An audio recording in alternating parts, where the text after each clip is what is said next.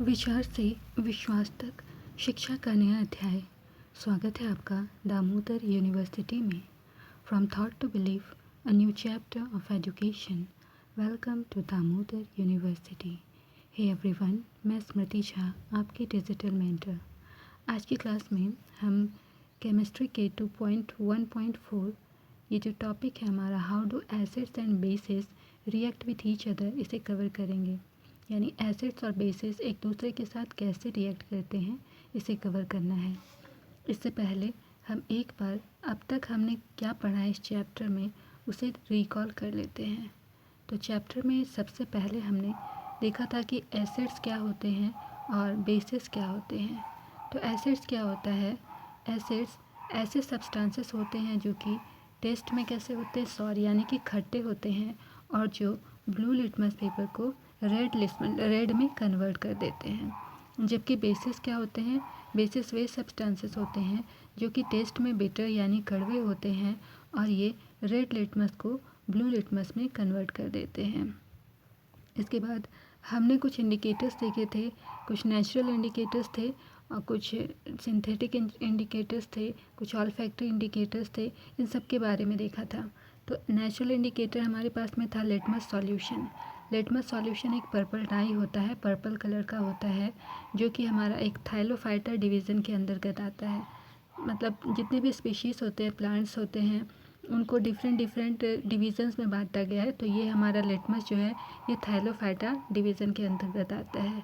इसके अलावा हमने लिटमस नेचुरल इंडिकेटर था, इसके अलावा कुछ और नेचुरल इंडिकेटर्स हैं जो हमारे बताते हैं, इंडिकेटर्स में बताते हैं कि कौन सा सब्सटेंस एसिड है, कौन सा बेस है। कुछ और इंडिकेटर्स कौन कौन से हैं?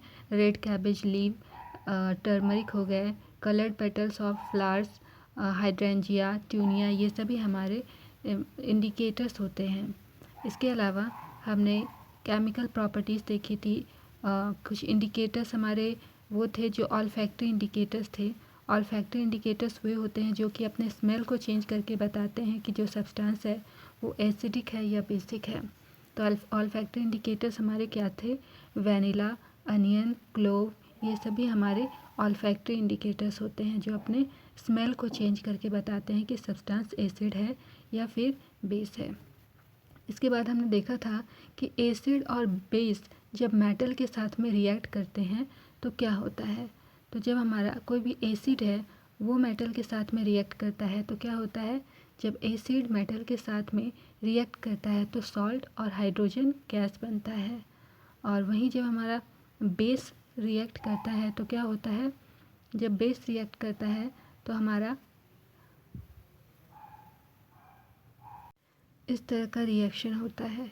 इसके बाद हमने देखा था कि जब मेटल कार्बोनेट और मेटल हाइड्रोजन कार्बोनेट एसिड्स के साथ में रिएक्ट करते हैं तो क्या होता है। तो हमारे पास में जब हमने एक्सपेरिमेंट्स किए तो उसके बाद में हमारे पास में मेटल कार्बोनेट या फिर मेटल हाइड्रोजन कार्बोनेट एसिड के साथ में रिएक्ट कर रहा था तो हमारे पास में सॉल्ट, कार्बन डाइऑक्साइड और वाटर का फॉर्मेशन हुआ था। आज का हमारा टॉपिक है कि हमारे पास में जो एसिड्स हैं और जो बेसिस हैं वो आपस में कैसे रिएक्ट करते हैं। आपस में जब एसिड और बेसिस रिएक्ट करेंगे तो क्या होगा। तो इसके लिए हमारे पास में एक एक्टिविटी दी गई है। एक्टिविटी में कहा गया है, take about 2 millilitre of dilute NaOH solution in a test tube and add 2 drops of phenolphthalein solution. तो हमारे पास में 2 मिलीलीटर डाइल्यूट NaOH का सॉल्यूशन एक टेस्ट ट्यूब में लेना है और उसमें फिनोप्थिलीन के 2 ड्रॉप्स डालने हैं उस सॉल्यूशन में। What is the colour of the solution. तो सॉल्यूशन के कलर में क्या कोई चेंज आता है या नहीं। Add dilute HCl solution in the above solution drop by drop. इसके बाद में इसमें डाइल्यूट HCl हाइड्रोक्लोरिक एसिड को ड्रॉप बाय ड्रॉप करके इस सॉल्यूशन में डालना है। इस तरह any colour change for the reaction mixture. क्या अब कोई चेंज आया, हमारा जो मिक्सचर था उसमें कोई चेंज आया। Why did the color of phenolphthalein changes after the addition of acid। तो एसिड को जब आप उसमें मिक्स करोगे तो उसमें उसका फिनोप्थिलीन का कलर जो है वो चेंज होने लगेगा। तो ऐसा चेंज क्यों होता है। Now add a few drops of NaOH to the above mixture. अब इसमें हमें जो मिक्सचर हमारा था इसमें NaOH सोडियम हाइड्रोक्साइड को फिर से ऐड करना है। Does the pink colour of phenolphthalein reappears, तो क्या ऐसा होता है कि जो हमारा फिनोप्थलीन का कलर चेंज हो गया था वो दोबारा पिंक कलर में आ जाता है। Why do you think this has happen, तो ऐसा क्यों हुआ कि पहली बार में आपने कुछ और सब्सटेंस उसमें ऐड किया तो फिनोप्थलीन का कलर चेंज हो गया, दोबारा आपने फिर से कुछ सब्सटेंस डाला तो कोई और कलर आ गया, ऐसा क्यों हुआ? In the above activity we have observe that the effect of a base is nullified by an acid and vice versa. तो हमारे पास में जब हमने सब्सटेंसेस ऐड किए तो हमारा जो सब्सटेंस है वो अगर एसिड है तो एसिडिक है तो उसका जो उसमें अगर हम बेस को मिलाएंगे तो दोनों क्या होगा, एक दूसरे को नलीफाई कर देंगे। एसिड में बेस मिलाएंगे, बेस में एसिड मिलाएंगे तो दोनों ही केसेस में एक दूसरे को वो नलीफाई कर देते हैं। The reaction takes place is written as NaOH plus HCl। जब सोडियम हाइड्रोक्साइड और हाइड्रोक्लोरिक एसिड को हमने मिक्स किया था तो बना था NaCl और साथ में वाटर मिला था। The reaction between an acid and base to give a salt and water is known as neutralisation reaction. तो हमारे पास में ये जो NaCl है ये सॉल्ट है, तो हमारे पास में जब एसिड और बेस साथ में रिएक्ट किया तो हमारे पास में क्या सब्सटेंस बना, एक बना है सॉल्ट और दूसरा है वाटर। तो ये दोनों जब आपस में रिएक्ट करते हैं तो सॉल्ट और वाटर का फॉर्मेशन होता है और इस तरह के रिएक्शन को हम न्यूट्रलाइजेशन रिएक्शन करते हैं, क्योंकि ये यहाँ पर दोनों एक दूसरे के इफ़ेक्ट को न्यूट्रलाइज कर देते हैं, इसलिए ये न्यूट्रलाइजेशन रिएक्शन भी कहलाता है। In general a neutralisation reaction can be written as, generally हम किसको लिखते हैं, कैसे लिखते हैं, जब बेस में एसिड को ऐड किए तो base plus acid is equal to क्या बना, सॉल्ट प्लस वाटर। बेस और एसिड का रिएक्शन जब होता है तो हमारे पास में सॉल्ट बनता है और दूसरा सब्सटेंस वाटर का फॉर्मेशन होता है। तो ये था हमारा एसिड और बेस के बीच में रिएक्शन। अब देखते हैं reaction of metallic oxides with acid. तो जब हमारे मेटालिक ऑक्साइड्स एसिड के साथ में रिएक्ट करते हैं तो क्या होता है, लिखा है take a small amount of copper oxide in a beaker and add dilute hydrochloric acid slowly while stirring. तो सबसे पहले हमें क्या लेना है, स्मॉल अमाउंट में कॉपर ऑक्साइड लेना है एक बीकर में और उसमें hydrochloric acid, dilute hydrochloric acid को उसमें धीरे धीरे ऐड करना है। Note the colour of the solution, what has happen to the copper oxide. तो उस सॉल्यूशन के कलर में क्या चेंज हुआ ये आपको नोट करना है। You will notice that the colour of the solution becomes blue green and the copper oxide dissolves. तो हमारा देखेंगे कि कलर जो है वो ब्लू ग्रीन कलर का हो गया और कॉपर ऑक्साइड जो था वो डिजॉल्व हो गया। The blue green colour of the solution is due to the formation of copper two oxide in the reaction. तो ये जो ब्लू ग्रीन कलर का जो सॉल्यूशन हमें मिला वो क्यों बना, क्योंकि हमारे पास में कॉपर क्लोराइड का यहाँ पर फॉर्मेशन हुआ इस रिएक्शन में, इसीलिए ब्लू ग्रीन कलर का सॉल्यूशन हमें मिला। The general reaction between the metal oxide and an acid can be written as. तो हमारा जब मेटल ऑक्साइड और एसिड आपस में रिएक्ट करता है तो क्या बनता है, मेटल ऑक्साइड प्लस एसिड, तो क्या बना, एक सॉल्ट बना सब्सटेंस और दूसरा सब्सटेंस है वाटर बना। तो इस तरह से हमारा रिएक्शन होता है मेटलिक ऑक्साइड और एसिड के बीच में।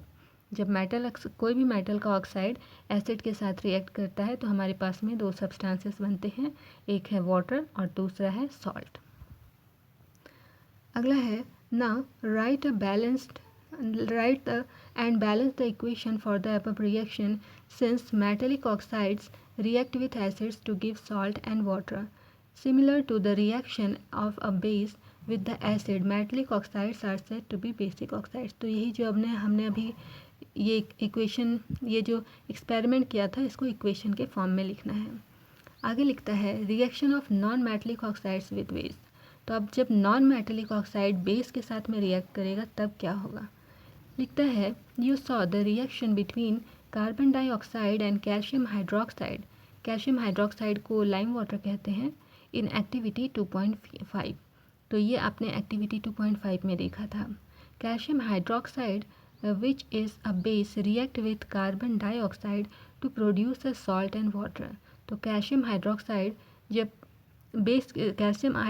जब रिएक्ट करता है कार्बन डाइऑक्साइड के साथ में तो सॉल्ट और वाटर का फॉर्मेशन होता है।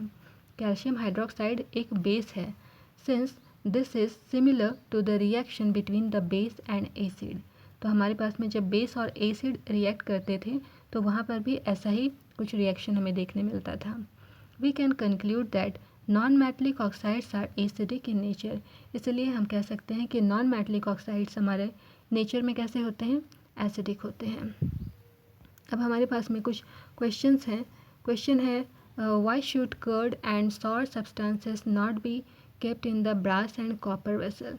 तो ब्रास एंड कॉपर वेसल में हम क्यों रखते हैं, क्यों, why should curd and sour substances not be kept. तो हम क्यों नहीं रखते हैं ब्रास के और कॉपर के सब्सटेंसेस में खट्टे सब्सटेंसेस को। ऐसा इसलिए होता है क्योंकि ये जो हमारे पास में कर्ड होता है ये मतलब टेस्ट में खट्टा होता है और ये सब्सटेंसेस जो हैं ब्रास कॉपर इनके साथ में ये रिएक्ट कर जाता है। तो आइए देखते हैं। तो आंसर है curd and other sour substances contain acids. तो कर्ड और जितने भी खट्टे सब्सटेंसेस हैं उनमें एसिड्स प्रेजेंट होते हैं। Therefore when they are kept in brass and copper vessels the metal react with the acid to liberate hydrogen gas and harmful products thereby spoiling the food. तो इसीलिए हमारा ये सब जब ब्रास या कॉपर के वेसल में हम इन खट्टे सब्सटेंसेस को रखते हैं तो क्या होता है, ये मेटल के साथ में रिएक्ट करते हैं और हमारे पास में क्या है, हाइड्रोजन गैस यहाँ से लिबरेट होता है और कुछ हार्मफुल प्रोडक्ट्स यहाँ पर प्रोड्यूस होते हैं, जिस वजह से हमारा जो फूड है वो स्पॉइल हो जाता है, यानी बर्बाद हो जाता है, ख़राब हो जाता है। आगे है क्वेश्चन नंबर 2, कहता है which gas is usually liberated when an acid react with metal. तो जब एसिड मेटल के साथ में रिएक्ट करता है तो कौन सा गैस निकलता है। इलस्ट्रेट विथ एन एग्जाम्पल से बताना है। And how will you test the presence of this gas. तो इस गैस के प्रेजेंस को आप कैसे टेस्ट करेंगे। तो ये हमने पढ़ा था कि हाइड्रोजन गैस रिलीज़ होता है और इसके लिए हम क्या करते हैं, टेस्ट क्या करते हैं, पॉप साउंड वाले टेस्ट करते हैं। तो देखते हैं आंसर में क्या लिखा है। Hydrogen gas is usually liberated when an acid react with a metal. तो जब एसिड मेटल के साथ रिएक्ट करता है तो हाइड्रोजन गैस लिबरेट होता है। तो लिखा हुआ है take few pieces of zinc granules and add 5 millilitre of dilute H2SO4। तो कुछ पीसेस आपको जिंक ग्रैन्यूल के लेने हैं और उसमें 5 मिलीलीटर डाइल्यूट H2SO4 में मिक्स करना है। ये एक्सपेरिमेंट हमने किया था, याद होगा आपको। फिर लिखना है, फिर है shake it and pass the gas produced into a soap solution. उसके बाद उसको अच्छा से शेक करना है, मिलाना है और उसके बाद में जो गैस यहाँ से प्रोड्यूस हुआ उसको सोप सॉल्यूशन में पास करना है। The bubbles of the soap solution are form. तो यहाँ पर आपको सोप सॉल्यूशन के बबल्स आपको दिखाई पड़ेंगे।